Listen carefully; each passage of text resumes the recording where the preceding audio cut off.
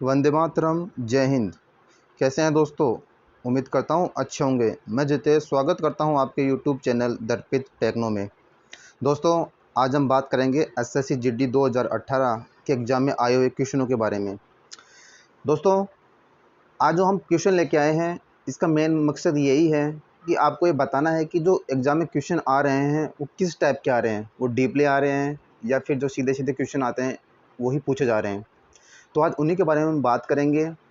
तो आज हमारा जो मेन फोकस है वो है पिछले वर्षों एग्ज़ाम के क्वेश्चनों को देखना, ताकि हमको पता लगे किस प्रकार के क्वेश्चन आ रहे हैं, हार्ड आ रहे हैं, इजी आ रहे हैं, मॉडरेट आ रहे हैं, जैसे भी हैं उन सब के हम बारे में बात करेंगे। दोस्तों, मैं आप लोगों के लिए बेहतरीन और शानदार क्लास लेके आया हूँ।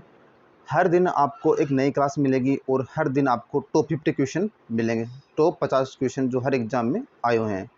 तो दोस्तों, शुरू करते हैं आज के पहले क्वेश्चन से। अंत तक बने रहिएगा दोस्तों मेरे साथ। पहला क्वेश्चन, जीएसटी का पूरा नाम क्या है? Goods service tax. जो बहुत ही सिंपल क्वेश्चन है, ज़्यादा हार्ड नहीं है, जो सीधा सीधा क्वेश्चन पूछा गया है। अच्छा, इसमें एक क्वेश्चन ये भी बन सकता है कि पहले किस राज्य ने जीएसटी लागू की? तो दोस्तों, पहले जीएसटी असम राज्य ने लागू की। बढ़ते हैं अपने अगले क्वेश्चन की तरफ। पत्तियों में हरा रंग किस नाम से जाना जाता है? क्लोरोफिल के नाम से। जो पत्तियों में हरा रंग होता है उसको क्लोरोफिल कहते हैं। तमिलनाडु का शास्त्रीय नृत्य है। दोस्तों, ये क्वेश्चन बहुत सारे एग्जामों में भी आया हुआ है और ये आप सबको पता है कि इसका जो राइट आंसर है वो है भरतनाट्यम। ठीक है, अब हम बढ़ते हैं अगले क्वेश्चन की ओर। इंग्लिश चैनल तैरकर पार करने वाली प्रथम भारतीय महिला का नाम था, तो वो थी आरती शाह। दोस्तों, अगर इसमें पुरुष का पूछ ले तो क्या होगा? तो बता दूं, वो अगर पुरुष के बारे में पूछे तो उसका नाम होगा मिहिर सेन। जी हाँ दोस्तों, मिहिर सेन। नेक्स्ट क्वेश्चन, भारतीय अर्थव्यवस्था का प्राथमिक स्रोत है। तो दोस्तों, ये तो सभी जानते हैं कि भारतीय अर्थव्यवस्था है उसका जो पहला या प्राथमिक स्रोत क्या है? कृषि है, क्योंकि भारत एक कृषि प्रधान देश है।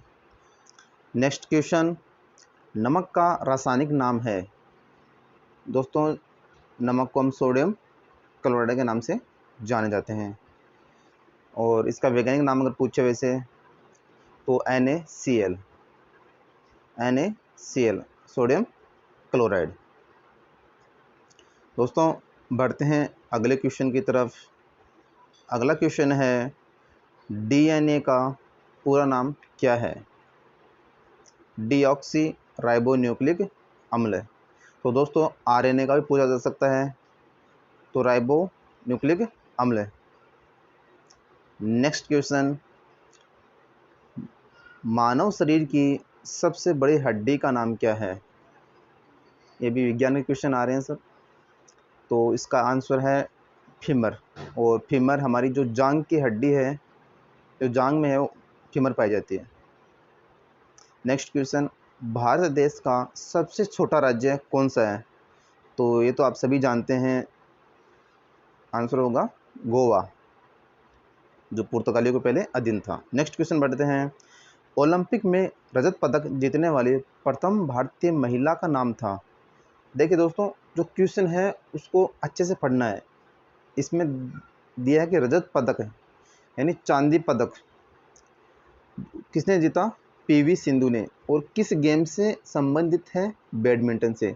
अगर यही पूछ ले कि ओलंपिक में प्रथम पदक, तो होगी कर्नल मल्लेश्वरी, जिसने कांस्य पदक जीता था बोरोतोलक में, वो जो वजन उठाते हैं उसमें। ठीक है, आगे बढ़ते हैं। एक ऐसे नृत्य का नाम जो कला में हिंदू और मुस्लिम विशेषता का प्रतिनिधित्व करता है। ये शायद लास्ट ईयर इसमें आया था, SSC GD में ही ये क्वेश्चन आया था, तो वो है कथक। अब दोस्तों, आपको कमेंट्स करके बताना है कि कथक कहाँ का, किस राज्य का नृत्य है। तो हम बढ़ते हैं अगले क्वेश्चन की ओर। हजरत बेगम महल भारत के किस विद्रोह से संबंधित थी? बहुत ही अच्छा क्वेश्चन है दोस्तों। सन 1857 सिपाही विद्रोह। नेक्स्ट क्वेश्चन, राष्ट्रीय रोजगार ग्रामीण गारंटी अधिनियम कब पारित हुआ? दोस्तों यह हुआ था 2005 में। तो हम बढ़ते हैं अगले क्वेश्चन की ओर। किस राज्य की समुद्री तटरेखा सबसे लंबी है? ये तो दोस्तों एसएससी का फेवरेट क्वेश्चन है, हर एग्जाम में ये बार बार रिपीट हो ही रहा है। इस आंसर होगा गुजरात। नेक्स्ट क्वेश्चन, किस युद्ध में नेपोलियन की पराजय हुई थी? तो आंसर है हमारा वाटरलू के युद्ध में। एक बार फिर साइंस से संबंधित क्वेश्चन है। बहुकोशीय जानवर नहीं है अमीबा। अमीबा एक कोशीय जानवर है। सबसे छोटा जीवित पक्षी का क्या नाम है? तो सबसे छोटा जो जीवित पक्षी है उसका नाम है हमिंग बर्ड। बढ़ते हैं अगले क्वेश्चन की तरफ। प्रथम विश्व युद्ध में शहीद हुए भारतीय सैनिकों की याद में स्मारक कहाँ बनाया गया था? तो दोस्तों यह बनाया गया था इंडिया गेट। और प्रथम विश्व युद्ध कब हुआ? 1914 से 1918 के बीच। नेक्स्ट क्वेश्चन, किस युद्ध में पृथ्वीराज चौहान मोहम्मद गौरी से पराजित हुए? तो दोस्तों वो तो तराइन का द्वितीय युद्ध जो 1192 ईस्वी में लड़ा गया था। प्रथम युद्ध में पृथ्वीराज चौहान विजय हुए थे। नेक्स्ट क्वेश्चन, भारत स्वतंत्र होने के बाद पहला ओलंपिक स्वर्ण पदक भारतीय हॉकी टीम द्वारा जीतने पर आधारित फिल्म थी। दोस्तों थोड़ा क्वेश्चन की लैंग्वेज को भी समझना है, कभी कभी एग्जाम में इस प्रकार के क्वेश्चन आते हैं कि हम उसकी लैंग्वेज को समझ नहीं पाते हैं। तो मैं आपको यहाँ बता दूँ कि इसमें जो पूछा जा रहा है वो यह है कि भारत ने स्वर्ण पदक जीता था हॉकी टीम ने, तो उस पर जो फिल्म बनी थी उस फिल्म का नाम क्या था, एक्चुअल में यही पूछा गया था। लेकिन इसकी लैंग्वेज इस तरह से है ना कि पढ़ने पर कंफ्यूज हो जाते हैं। तो उस फिल्म का नाम था गोल्ड। ठीक है, तो कंफ्यूज नहीं होना है। महानदी एवं गोदावरी नदी के डेल्टा किस मिट्टी से संबंधित है? तो दोस्तों ये था जलोढ़ मिट्टी से संबंधित हैं। बढ़ते हैं अगले क्वेश्चन की ओर। सबसे बड़ा नदी द्वीप कौन सा व किस नदी पर है? तो ये मानजूली है।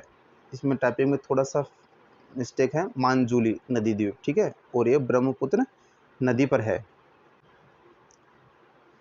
सीमांत गांधी किसे कहा जाता है? अब्दुल गफ्फार खान को।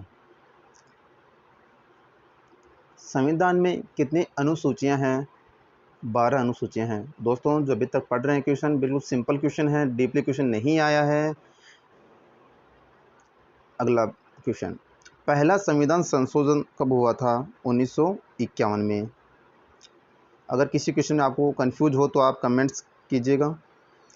नेक्स्ट क्वेश्चन, मौलिक अधिकारों को कब समाप्त किया गया? राष्ट्रीय आपदा के समय। नेक्स्ट क्वेश्चन, केरल का लोक नृत्य है कथकली। केरल का लोक नृत्य है कथकली। कथकली और कथक दोनों अलग अलग हैं दोस्तों, कंफ्यूज नहीं होना इसमें। नालंदा विश्वविद्यालय किस धर्म से संबंधित है? तो नालंदा विश्वविद्यालय है वो बौद्ध धर्म से संबंधित है। बढ़ते हैं अगले क्वेश्चन की ओर। अगला क्वेश्चन है, मालगुडी डेज पुस्तक के लेखक कौन है? आर.के. नारायण। दोस्तों जो एग्जाम में जो question political history, science, geography सबसे रिलेटेड क्वेश्चन आ रहे हैं। नेक्स्ट क्वेश्चन, टाइफाइड किसके कारण होता है? टाइफाइड जीवाणु के कारण होता है और आंत से संबंधित है। मजदूरों एक हो जाओ, एक संगठन बनाओ किस क्रांति से संबंधित है? रूसी क्रांति, कार्ल मार्क्स द्वारा। किस संगीतकार को भारत रत्न मिला? उस्ताद बिस्मिल्लाह खान को भारत रत्न मिला। नेक्स्ट क्वेश्चन, दो पिंडों के बीच कार्य करने वाले बल को क्या कहते हैं? गुरुत्वाकर्षण बल, ग्रेविटी फोर्स। अकबर का मकबरा कहाँ स्थित है? तो दोस्तों जो अकबर का मकबरा है वो सिकंदराबाद में है। और ये एसएससी का तो फेवरेट क्वेश्चन ही बन रहा है, बार बार पूछा जा रहा है। राज्यपाल की नियुक्ति कौन करता है? तो जैसा कि आप सभी जानते हैं कि राष्ट्रपति द्वारा राज्यपाल की नियुक्ति होती है। बढ़ते हैं अगले क्वेश्चन की तरफ। अगला क्वेश्चन है हमारा, चेंजिंग इंडिया पुस्तक के लेखक हैं?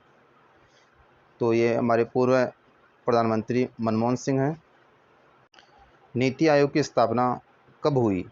तो दोस्तों नीति आयोग की स्थापना 1 जनवरी 2015 को हुई और जो नीति आयोग के जो अध्यक्ष होते हैं वो प्रधानमंत्री होते हैं। नेक्स्ट क्वेश्चन है हमारा, सिंधु घाटी सभ्यता का मैनचेस्टर किसे कहा जाता है? तो वो कहा जाता है लोथल, गुजरात को। ठीक है क्वेश्चन। तो दोस्तों अभी तक 2 क्वेश्चन बन रहे हैं। नेक्स्ट क्वेश्चन है, फाउंडर ऑफ रॉक गार्डन किसे कहते हैं? फाउंडर ऑफ रॉक गार्डन तो वो कहते हैं नेकचंद को।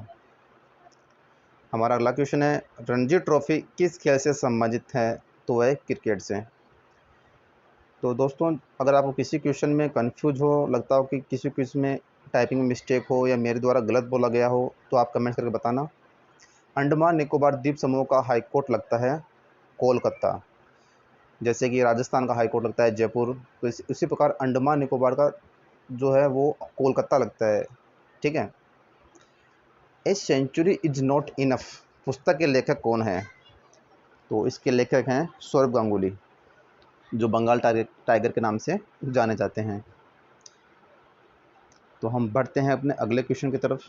दक्षिण भारत की सबसे ऊंची चोटी का नाम है? तो वो है अनई मुड्डी। अनई मुड्डी। बढ़ते हैं दोस्तों अगले क्वेश्चन की तरफ। नर्मदा नदी कहाँ से निकलती है?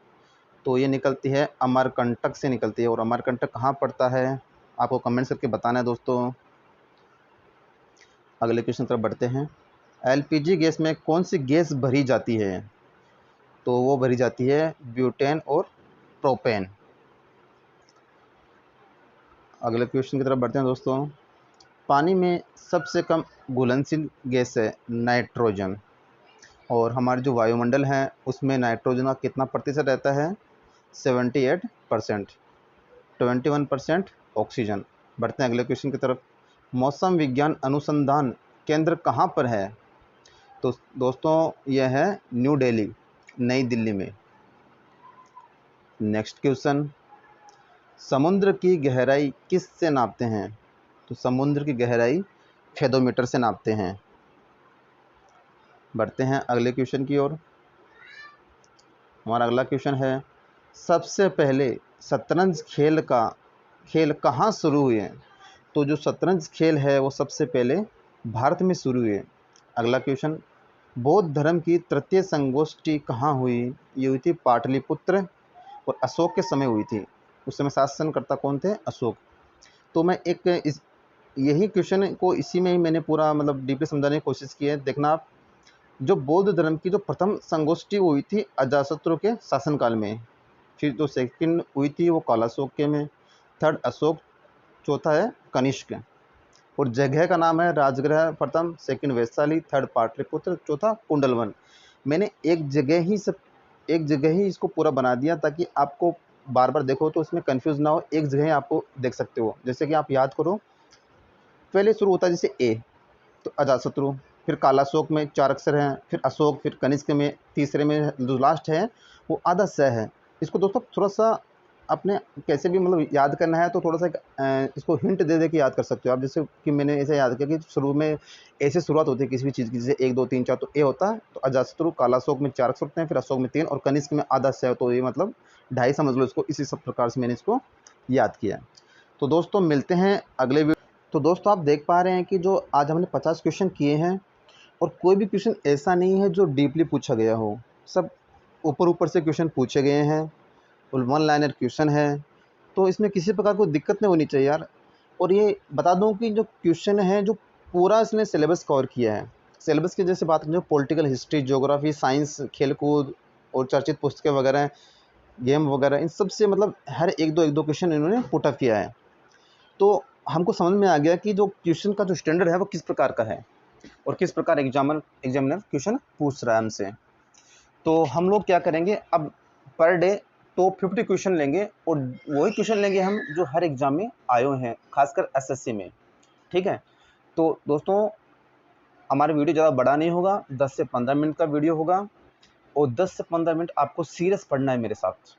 देखो 10 से 15 मिनट आप किसी दोस्त के साथ फ़ोन पे बात भी कर सकते हो, किसी और काम में व्यस्त भी हो सकते हो, लेकिन यहाँ तो आपके यार करियर का सवाल है ना, पूरी पूरे करियर का सवाल है, पूरी ज़िंदगी का सवाल है यार आपका। तो आप मेरे साथ जुड़े रहना, 15 मिनट पूरी ईमानदारी से देना, 10 से 15 मिनट का हम वीडियो बनाएँगे, उसी में हम 50 क्वेश्चन डिस्कस कर लेंगे।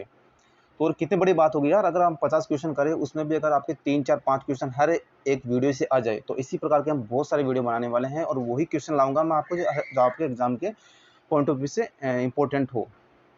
तो मेरे साथ हम जुड़े रहिएगा, मैं आज से हर वीडियो अपलोड करूँगा आप लोगों के लिए। अब आप लोगों को एग्ज़ाम भी नज़दीक आने वाला होगा और अभी तैयारी में जुट जाओ यार आप लोग, बाद में टाइम नहीं मिलेगा आप लोगों को इतना।